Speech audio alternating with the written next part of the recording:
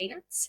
Now, this podcast covers true crime cases that may not be suitable for young listeners. There may be graphic and violent content. Listener discretion is advised. Welcome to anybody who is new to the podcast or to my channel. We discuss on this podcast in particular serial killers from each of one of the states of the US. So our state today is actually going to be Alabama, and we're going to be talking about a serial killer by the name of Daniel Lee Siebert. Now, he was born on June 7th in 1954 to Erwin Julius and Dorothy Siebert in Matin, Illinois. Now, I didn't find any pictures of the family or any pictures of Daniel growing up, but to understand him better, I think I should explain some of his background. Now, I'm going to start by talking about his mum and dad, and this will give you a bit of insight into his childhood. And I think I've said it on my other podcast, guys, but serial killers' childhoods are really quite often the most horrendous I've ever read about. Now, before I begin this podcast, the pictures at some points in the background may disturb some people. I just would like to warn you all.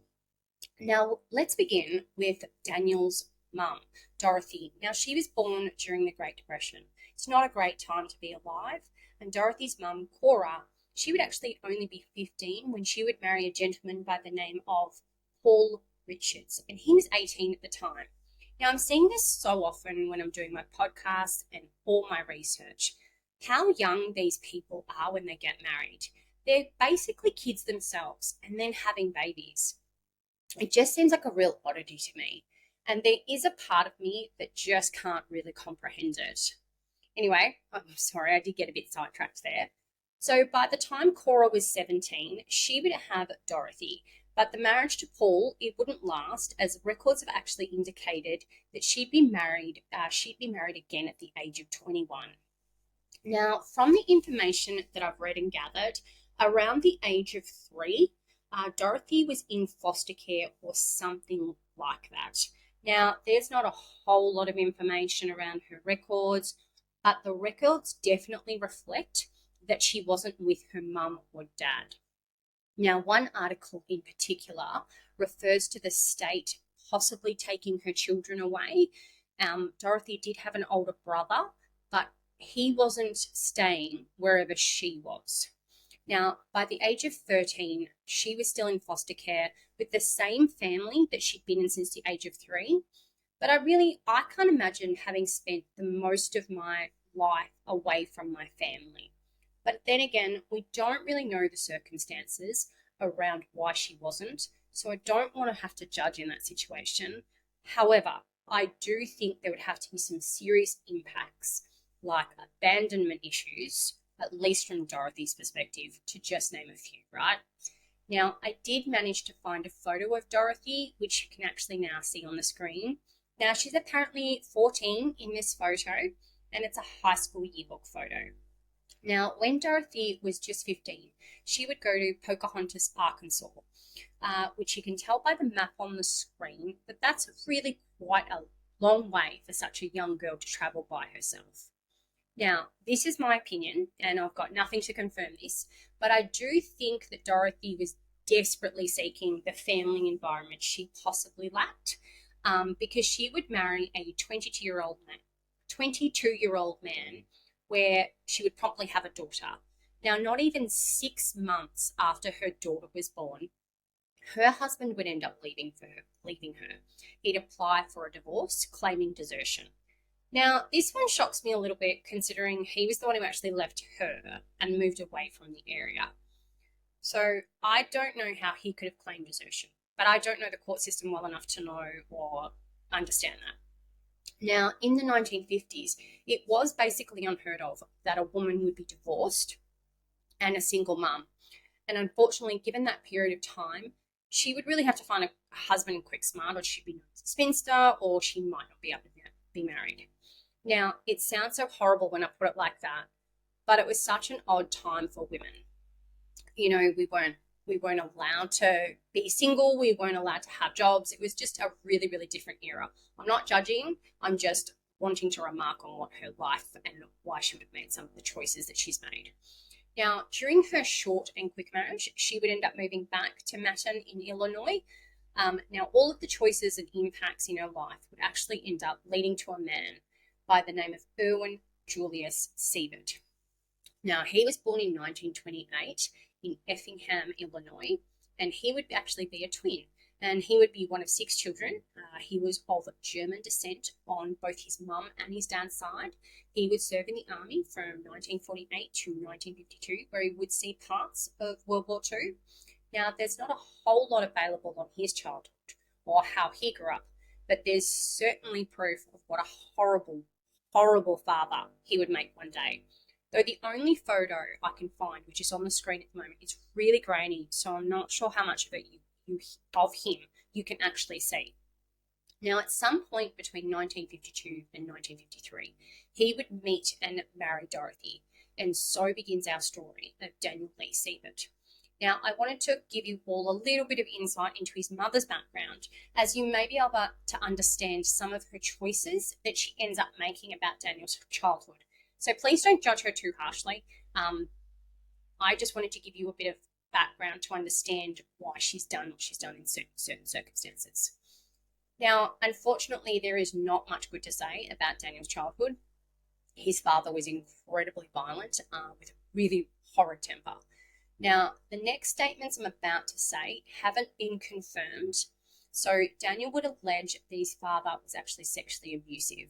He'd be beaten, he'd be forced to perform really disgusting acts with his father that no son should ever do.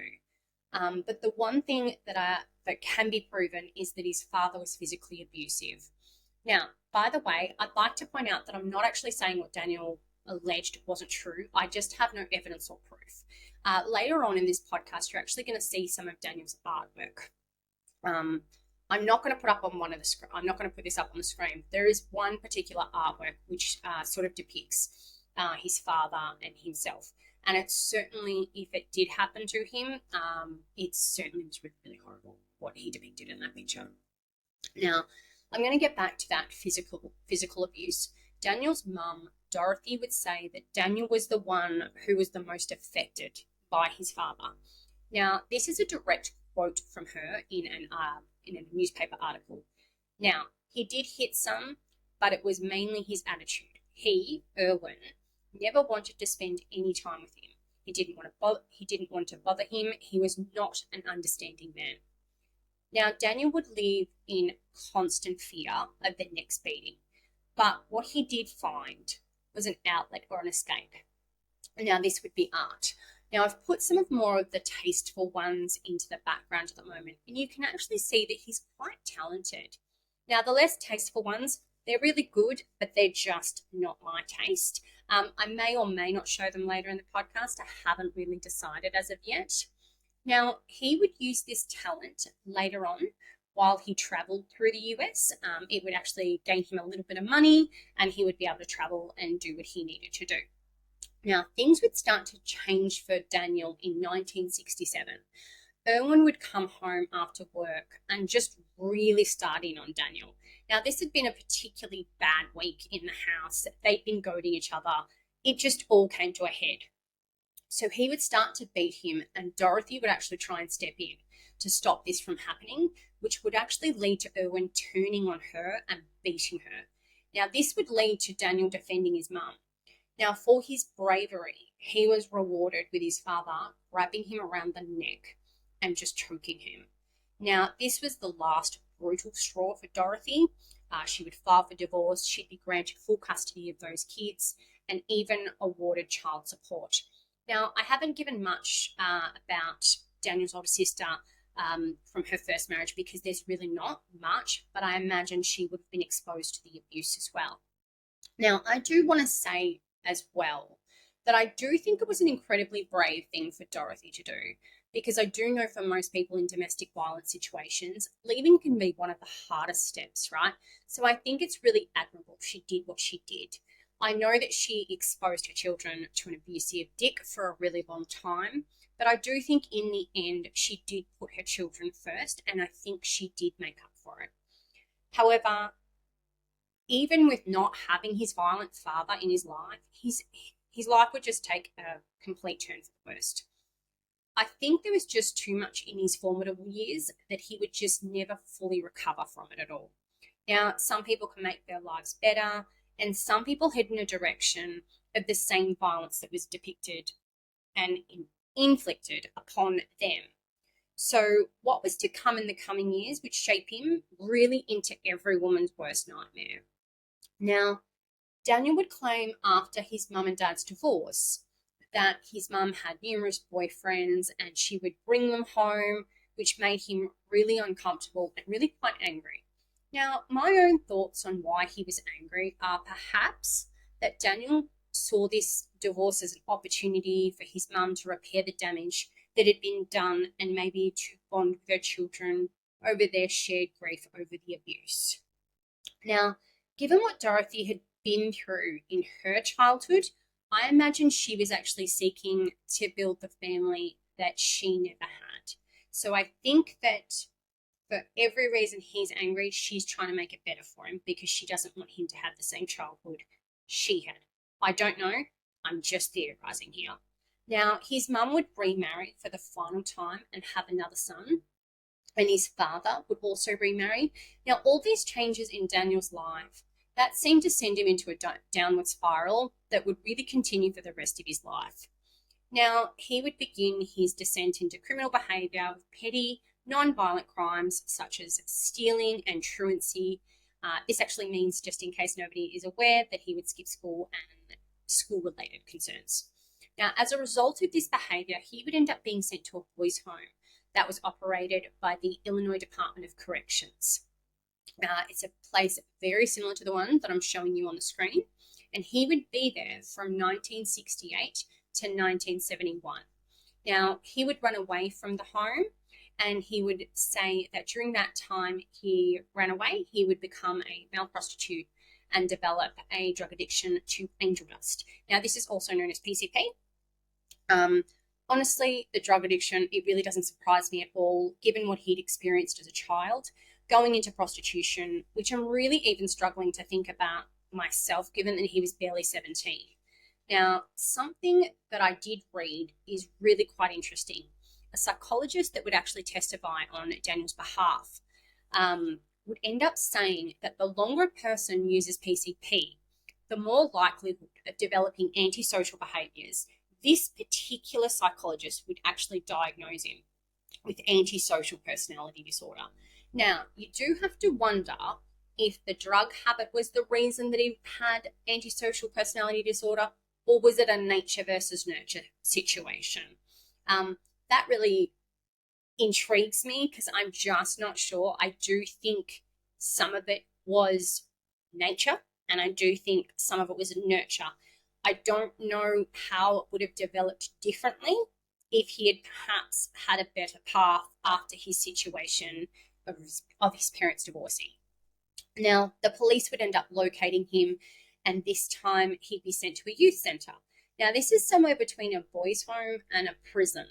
Now, I have to wonder, during this time, where were his parents and why weren't they anywhere near their son? Like, that's me personally. I just sort of don't understand why they wouldn't have been around, right? So around 1972, he would be 18 and he desperately wanted and needed structure in his life. Now, he would enlist in the army and use his stepfather's last name. He called himself Daniel Marlowe rather than Siebert. Now, I'm not sure if that was to run from his delinquent past or to remove any trace of his father. This would not be the only time he used a different name, but I think at least this time it wasn't for nefarious reasons. He wouldn't last more than 12 months in the military. Not much is available about his time during in the military, but what I do know is he went AWOL and was dishonorably discharged. Daniel would end up heading out west to California. Now, I've got to say, that would be an awesome time to be in that state. And I have some pretty awesome pictures in the background that show you what it would have been like. So between 1972 and 1975, he would have 2 children, a son and a daughter. His son, Damien, seems to be following in his father's footsteps. He is currently in prison serving a sentence for forced oral copulation with a minor. Now, this minor happens to be 14 years old. I'm honestly really saddened to hear that this is how his son's life turned out for him. There's really nothing more on him, and there's no information available on his daughter. While he was in LA, he would be charged with a series of violent crimes between 1972 and 1978. These would include drug charges and violent assaults as well as battery. He would move to Las Vegas, where he would actually commit his first murder. Unfortunately, I'm unable to find the victim's name, but I was able to dig in and find some details. While he was living in Vegas, he would enter a same-sex relationship. Now, from the article that I've read, it says that this relationship was volatile. This doesn't surprise me in the least, given his exposure to his parents' marriage, which was violent in itself. So I imagine he was mirroring what went on during his childhood. He would end up stabbing his boyfriend over 29 times. Now, this next part is going to flabbergast people. Now, the court would convict him of manslaughter. Daniel would say it was a crime of passion and then it turned into self-defense. Now, given the attitude towards same-sex relationships in the 70s, and even though this was 1979, I think this was a huge miscarriage of justice, and I have a feeling the police and courts just wanted this tucked away and solved and for it to all go away, right? It actually reminds me of why Jeffrey Dahmer wasn't caught, because of this same lax attitude. Oh, it's the gay community, not much care and not much empathy. And further adding insult to injury, the jury would actually recommend leniency during the sentence, and he was only given 10 years. Now, me personally, I think he should have never been allowed out of prison. During his time in prison, he would talk his way into a work release program where in 1981 in December, he would escape and he'd head back to California to a town by the name of Oakland. You can see on the screen how far he made it when he'd actually escaped. He would kidnap an African-American lady. Her details are unknown. She would fear for her life so much that she would jump from a moving vehicle on the Golden Gate Bridge. I imagine you would have to be really, really fearful for your life to do that. He would end up being picked up by the police the very next night and would have another year added to his sentence.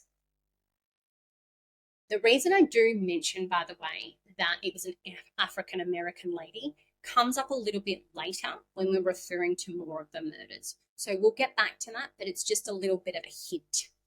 Now, the next part has my mind boggled again. He would be paroled in 1985, only serving 6 years of his 11-year sentence. He was only granted parole under the proviso that he would return to San Francisco court to report on those pesky kidnapping and assault charges of the woman who leapt from the car.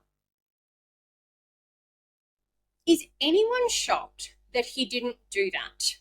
Because just as you can imagine, when his court date arrived, he was nowhere to be found. I don't understand how a court system can work like that. That boggles my mind. Now, the next part of the podcast is where we do learn how truly depraved Daniel Lee Siebert could be. His next murders are truly horrendous, guys. Now, he would meet a gentleman by the name of Donald Hendron, where he would be hitchhiking across the US. Donald would pick up Daniel in Tucson, Arizona, except he was no longer calling himself Daniel Siebert or Daniel Marlowe. He was now going by Danny or Daniel Spence.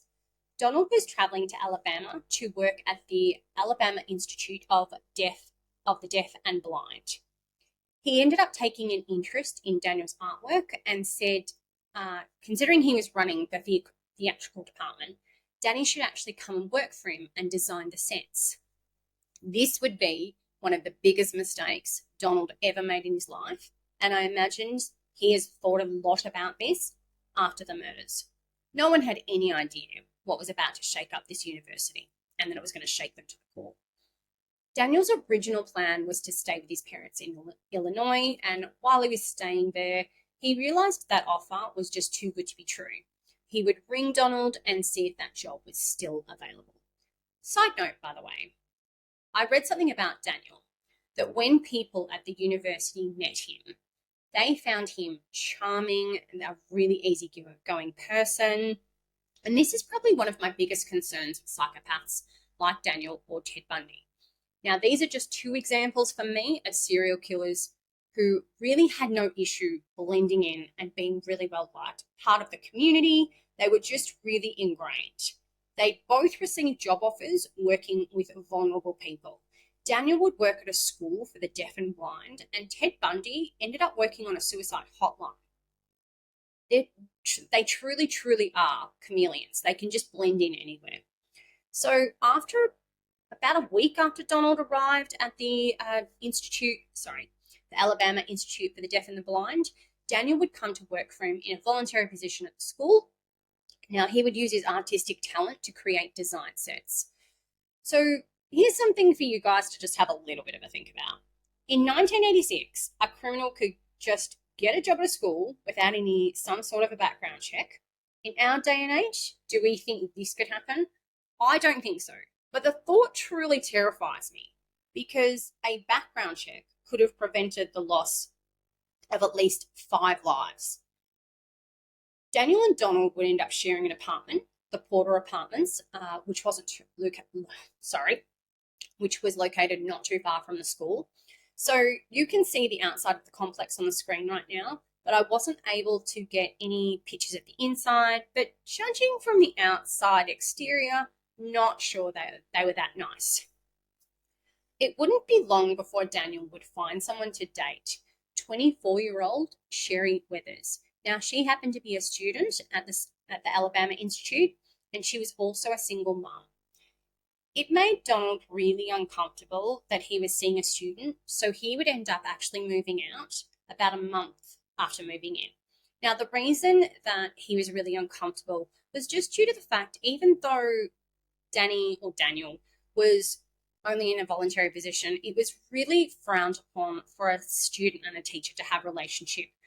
So I'm guessing that Donald felt like that Danny was in a position of authority and didn't feel comfortable that this was what he was doing. Now, the terror begins on February 19th, 1986. Daniel would go to his neighbor's place, a guy by the name of Stephen, and Stephen's girlfriend, Linda would also be there. Linda Odom. Linda was 32 years old and a mum of 2. Now, unfortunately, I looked far and wide, but I just couldn't find any photos of her, and I'm really sorry for that.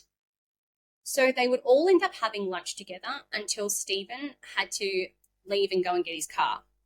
That would end up leaving Daniel and Linda alone. But once Stephen arrived back at his apartment, no one was there. He would find this strange because he'd expected for Linda to still be there. He'd end up knocking on Daniel's door and ask him if he knew where she was. Daniel would say no, and he had no idea, and he'd even look for Stephen, knowing full well where she was. Daniel would admit during his confession that he had killed Linda in her boyfriend's apartment before he would end up moving her body back to his apartment. And even though she was already dead, he would admit to the police that he just continued beating her. This is really just the proof of the rage that was inside of him. It was almost like a burst of the dam. He had an outlet, and he certainly wasn't going to stop. Daniel would never give an actual reason for her death. Now, she is suspected of being the first victim at the start of this murderous rampage. But we will return to Linda Odom later when the police actually discover her body. It's not really clear for me if the next murders happened the same day as Linda Odom's or the next. I'm not sure if that matters, but I do want to be clear because the research was so conflicting. It did have different dates, but at the end, it's the victims that matter, and by the end of this rampage, 3 women would be dead, along with 2 children. So Cheryl Evans, the woman that Daniel was dating, would live at the Sunrise Apartments. Now, this was a complex for people with disabilities. I've just got some pictures on the screen so you can see what they look like.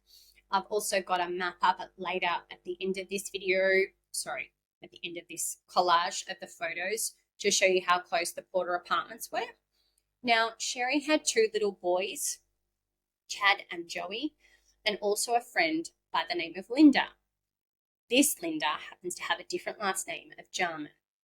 The last picture after the boys is Linda Jarman, and you can see that she's also an African-American woman. It's been reported that the night of the murder of Sherry, it's been reported that the night of the murder that Sherry, Linda and Daniel were actually seen buying beer with a plan to play cards with later that night. Now, Daniel would end up needing to go for another beer run, and during this time, drinking would continue with a couple of neighbours also joining at different times. Now, Linda would end up going back to her apartment, which was also at the Sunrise Apartments. Now, Daniel wouldn't let on too many details about what led to the murders. But what he did say, it was truly appalling. It was truly, truly appalling. He would say that he killed Sherry because Sherry was deaf and that meant she would amount to nothing. What type of disgusting human being looks at a person and says that? And that's their reasoning behind it. Just appalling. He would strangle her to death, and rather than leaving the boys to just sleep, he would wake them up individually and they would meet the same fate as their mum. A truly frightening thing that I read was that a neighbour of Sherry's would hear, "Come to me so you can join your mother." Imagine being such a vile human being that you would say this to a child as their last words to hear. He could have just left them alive. The children were sleeping. They hadn't witnessed anything. So it's not like he could have been easily identified. He was already going to be easily identified. Why would you need to kill the children as well? Just an appalling human being, to be perfectly frank. And he would say something as equally vile for killing the boys. He had to kill the boys because now they had no mother, and so they wouldn't amount to anything. I'm truly disgusted as I say this. After he killed the family of three, he'd pose them. He would place them in the shape of a cross with Joey and Chad stacked upon Sherry and then covered with a sheet. Now, covering the victims with a sheet usually implies remorse, as you don't want to look at the body. But I'd have to know where the sheet was placed, and I was unable to find out that info. So I really don't know if there was genuine remorse or that was just to pose the scene more. Now, Daniel would then make his way over to Linda Jarman's apartment under the ruse that he and Sherry had had a fight and he thought it would be best not to drive home and whether it would be okay if he stayed at her house. Now, Linda's last act of kindness would be fatal, and the next quote is from a court document. Before I read it aloud, though, it seems that he put the moves on her. So you'll get what I mean when I finish this quote.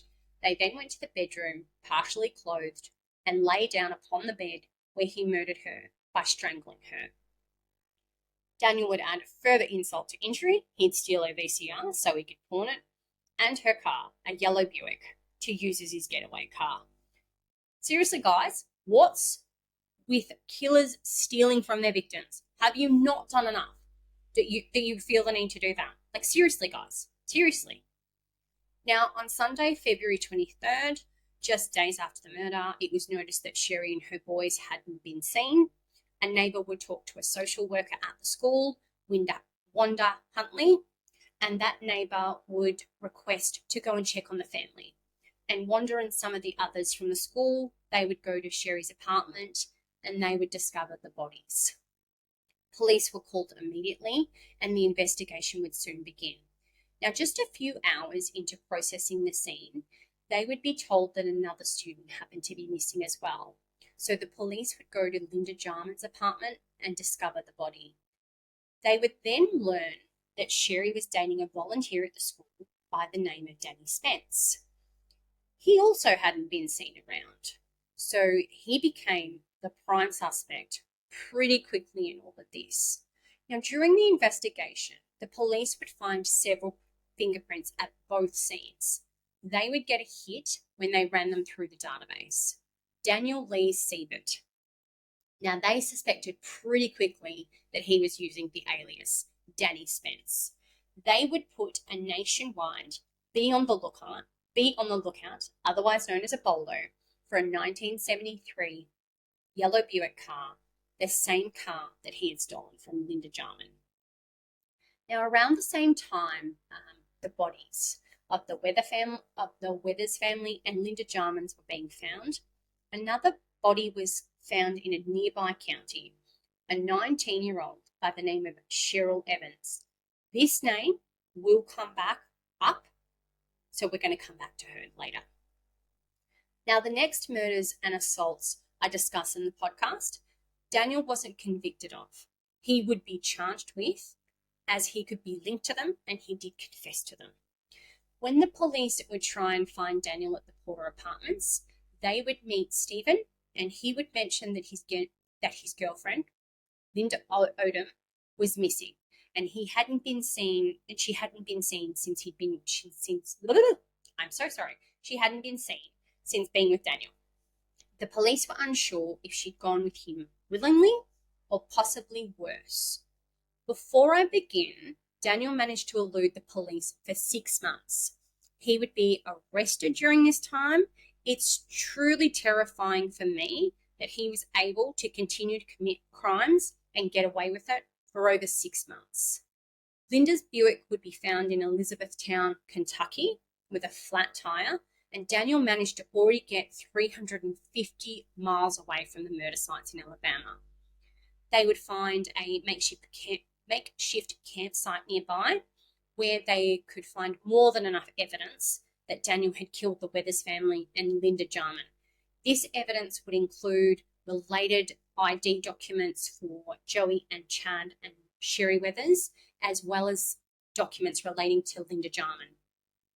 The police would also find an address book that belonged to Daniel, and one particular female officer was able to build a really positive relationship with one of his exes, and she would end up promising the police department and that particular lady that she would contact them if Daniel contacted her. He would manage to get to Atlantic City, where he was really trying to work out what he was to do next.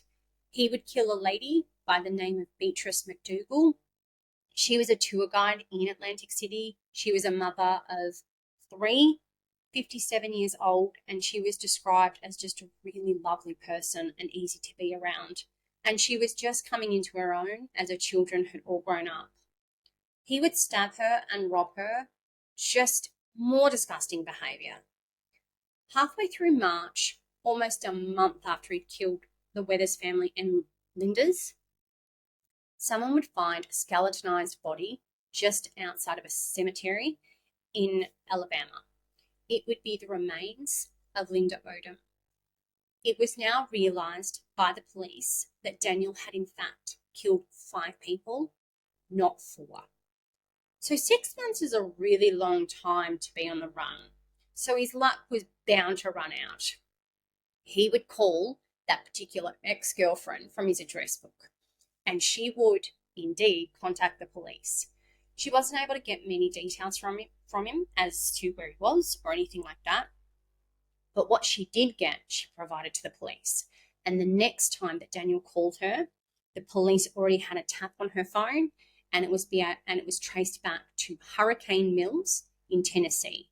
So they would hightail it as fast as they could, and they would show his picture around town, and they found out that he was actually working as an artist in one of those restaurants. He was due to pick up his paycheck, and they would wait throughout the night and some of the next day, and they would finally arrest Daniel Lee Siebert with little disturbance and little fuss, but he would actually ask, "How did you find me?" Daniel Lee Siebert, he was ready to talk, he was ready to confess, and he failed to show any remorse or care for what he'd done to his victims. It was all really a matter of fact with him. It was all just like stating facts, and there was no emotion behind it at all. He quickly confessed to the murders of Sherry, Chad, and Joey Weathers, Linda Jarman, and Linda Odom. He would also confess to killing Beatrice McDougall in Atlantic City. And remember when I said Cheryl Evans, the 19-year-old that was found in another county within days of those murders? He would admit to her murder as well. Now, he would say that he met her in Birmingham, where he would murder and rob her, and then he would dump her body in Ohachichi, I think it is. It's up on your screen now.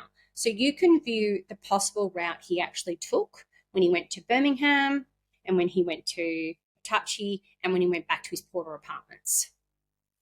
Unfortunately, there's really not much information available about Cheryl. So he would definitely imply that there were more murders. And when he was questioned by the police about how many more, he'd be really, really vague. And he'd say, maybe a dozen, maybe more. I try to put these things out of my mind. I don't know really how to take that. I do think there was more, but it's just really hard to know with serial killers just because they don't tell a lot of truth. Now, while he was waiting for trial in 1987, he would confess to 2 other murders in LA. Now, they were originally linked to the South Side Strangler. So he would also be charged with their murders. A 20-year-old, 28-year-old by the name of Gidget Castro and a 19-year-old, Nessia McElrath, and both had been strangled. Daniel would say that they were both prostitutes and he killed them so he could rob them. But what I've been able to find out about Gidget, it just doesn't appear that she was a prostitute. In the 1970s, she was an advocate for the African American and Puerto Rican community. She would even speak at the Black Panther rallies. She'd speak on police brutality and the raids that occurred on Black Panther headquarters. And it should also be noted that she was a mum of 2 at the time of her death. So I find that difficult to believe. And unfortunately, once again, I was not able to find much about the other victim, Nessia. Now, Daniel would end up confessing to 13 murders, but he would only be linked to 10. That's not to say he didn't do them. It's just that I guess they couldn't find enough evidence. He would be sentenced to death for the murders of the Weathers family and Linda Jarman, but he would be only sentenced to life for the murder of Linda Odom. Now, he was charged with murder for Beatrice McDougall, Gidget Castro, and Nessia McElrath. However, he was never convicted. Now, I think the reason behind this was due to the death sentence that he received in Alabama. I'm guessing it would be a no point extraditing a dead man walking. I wasn't able to find out, again, too much about why he wasn't convicted in those other states. But while he was in prison, he liked to draw, and he would often depict women in all sorts of not so great poses and a lot of bondage. Now, he stated he learned how to draw when he was hiding from his father, and he would end up selling his artwork on different websites. He would have a few female pen pals who were really devoted to him, and they'd post updates and all sorts of things on his death penalty across the web.